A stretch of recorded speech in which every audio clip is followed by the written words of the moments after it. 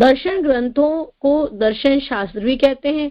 यह शास्त्र शब्द शाशु अनिशिष्ट, जैसे मैंने बताया, आप देखो शाशु धातु है और अनुशिष्ट ये उसका भाव है, से निष्पन्न होने के कारण दर्शन का अनुशासन या उपदेश करने के कारण ही दर्शन शास्त्र कहलाने का अधिकारी। अब कह रहे हैं कि दर्शन ग्रंथों को दर्शन शास्त्र भी कहते हैं।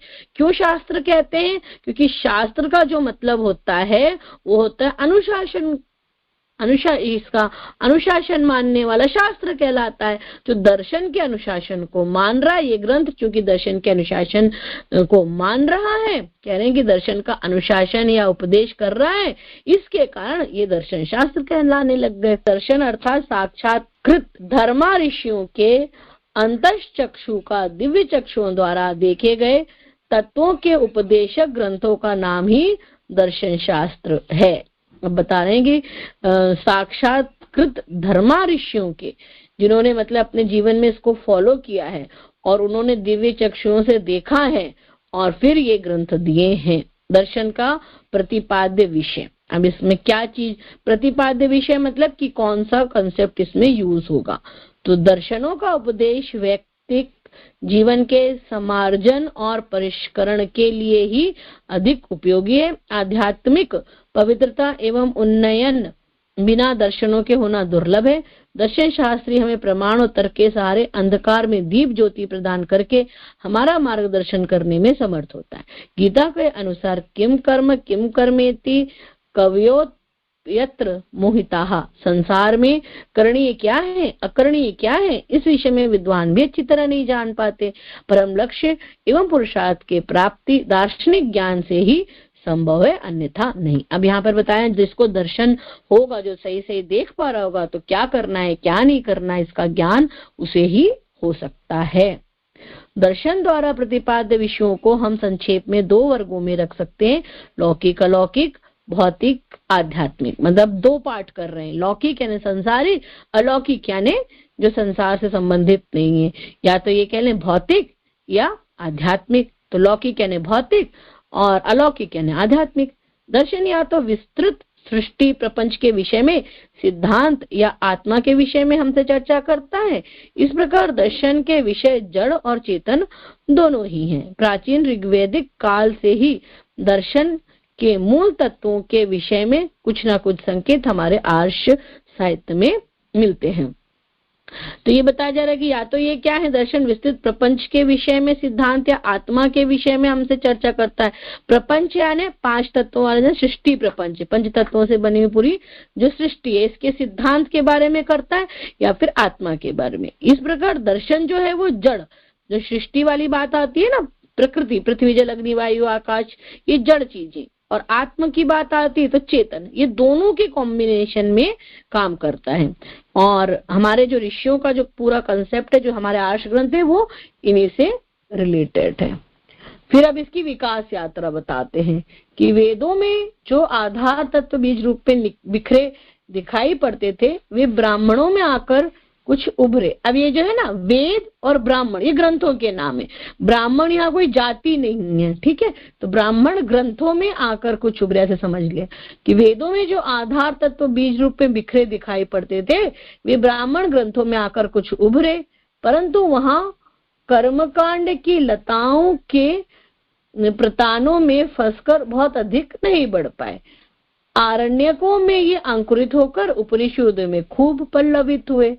अब देखिए यहाँ पे कौन कौन से शब्द आए, ब्राह्मण ग्रंथ, फिर दूसरा शब्द आया आरण्यक, तीसरा शब्द आया उपनिषद और पहला था वेद। तो वेद, ब्राह्मण, आरण्यक, उपनिषद। अब ये फ्लो चार्ट है, ये विकास बता रहे हैं कि वेदों में बीज थे मतलब बेसिक चीजें थी, एकदम क्लियर कट स्ट्रेट फॉरवर्ड समझा दिया गया था। धर्म पे चलो, लेकिन धर्म पे क्यों चलो, कैसे चलो, तो ये जाकर के आगे और डिटेल में थोड़ा सा समझा है। किसमें? ब्राह्मण ग्रंथों में थोड़ा थोड़ा, भाई वातावरण ऐसा था, लोग समझ जाते थे तो ब्राह्मण ग्रंथों में समझाते, लेकिन ब्राह्मण पतन होना चालू हुआ तो फिर क्या हुआ, उसको और क्लैरिफाई करना पड़ा।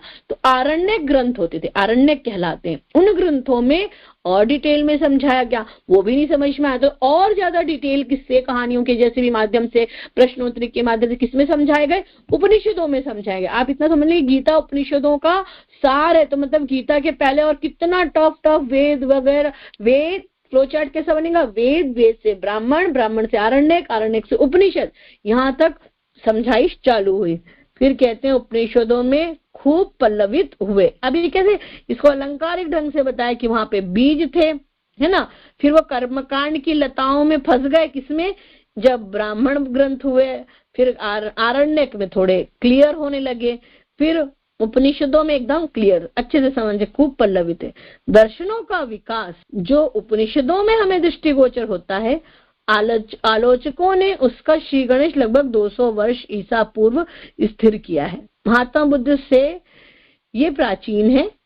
इतना ही नहीं, विद्वानों ने सांख्य, योग, मीमांसा को भी बुद्ध से प्राचीन माना है।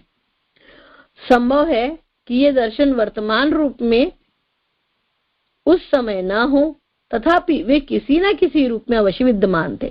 वैशेषिक दर्शन भी शायद बुद्ध से प्राचीन ही है, क्योंकि जैसे आज के युग में न्याय और वैशेषिक समान तंत्र समझे जाते हैं, उसी प्रकार पहले पूर्व मीमांसा और वैशेषिक समझे जाते थे।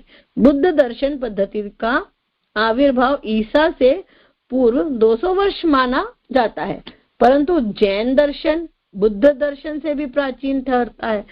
इसकी पुष्टि में यह प्रमाण दिया जाता है कि प्राचीन जैन दर्शनों में न तो बुद्ध दर्शन और न किसी हिंदू दर्शन का ही खंडन उपलब्ध होता है। महावीर स्वामी जो जैन संप्रदाय के प्रवर्तक माने जाते हैं, वे भी बुद्ध से प्राचीन थे। अतएव जैन दर्शन का बुद्ध दर्शन से प्राचीन होना युक्ति युक्त अनुमान है। अब यहाँ पर ये बता रहे हैं कि कौन से दर्शन कब आ रहे हैं, न्याय और वैशेषिक पुराने ऐसे कह रहे हैं, फिर ये पूर्व मीमांसा और उत्तर मीमांसा ऐसे कई दर्शन के नाम से आए। तो ये क्लियर कर रहे हैं कि बौद्ध दर्शन से पहले थे, ईसा से भी पूर्व बौद्ध थे, और जैन दर्शन जो है महावीर जी थे और पहले थे। तो ये सारी बातें यहाँ पर बताई जा रही हैं। भारतीय दर्शनों का ऐतिहासिक क्रम निश्चित करना कठिन है।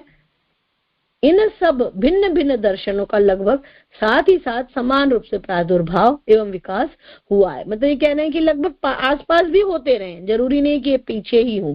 ऐसा नहीं कि सीरियल वाइज ही आए कि भैया इनका हुआ अब ये खत्म हो गया, अब इनका हुआ। हो भी सकता है कि महावीर जी का, जैसे अभी हम लोग देखते हैं कई परंपराएं चलती हैं, कई ये चलते हैं, क्या बोलते हैं, स्पिरिचुअल ऑर्गेनाइजेशंस हैं। तो हो सकता है भाई आर्ट ऑफ लिविंग वाले अपने तरीके की बातें करते हैं, और संदीप माहेश्वरी भी अपनी बात बोलते हैं। फिर जो अभी हम लोग के जो फेमस लोग हैं जो यूट्यूब वगैरह पे आ रहे हैं, सदगुरु के नाम से जग्गी वासुदेव जी बोलते हैं। तो ऐसे कई लोग होते हैं, फिर इनके मतांतर बनने लगते हैं, संप्रदाय बनने लग जाते हैं, लोगों किताबें भी निकलती रहती हैं। तो ये भी होता रहा है ना। तो हम ऐसा नहीं हो सकता समानांतर भी चले हो, तो ऐसा कुछ कहा नहीं जा सकता, डिसाइड नहीं किया जा सकता। हिंदुओं का जो हिंदू वर्ड नहीं बोलेंगे, भारतीय दर्शनों का ऐतिहासिक क्रम निश्चित करना कठिन है। इन सब भिन्न भिन्न दर्शनों का लगभग साथ ही साथ समान रूप से प्रादुर्भाव एवं विकास हुआ है।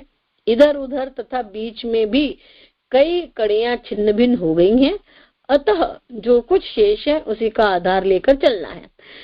इस क्रम में शुद्ध ऐतिहासिकता न होने पर भी क्रमिक विकास की श्रृंखला आदि से अंत तक चलती रही है, इसलिए प्राय विद्वानों ने इसी क्रम का अनुसरण किया। तो मतलब जो हम लोगों को बताया गया भाई इस तरीके से, वेद के बाद ब्राह्मण, आरण्यक, उपनिषद, ये तो हमारे भारतीय आर्ष ग्रंथों का हो गया। साथ ही साथ जैन दर्शन, बौद्ध दर्शन, ये भी बता दिया गया कि ये भी आए, है ना। और इस तरीके से ये पूरा फ्लो हमारे यहाँ दर्शन का चला।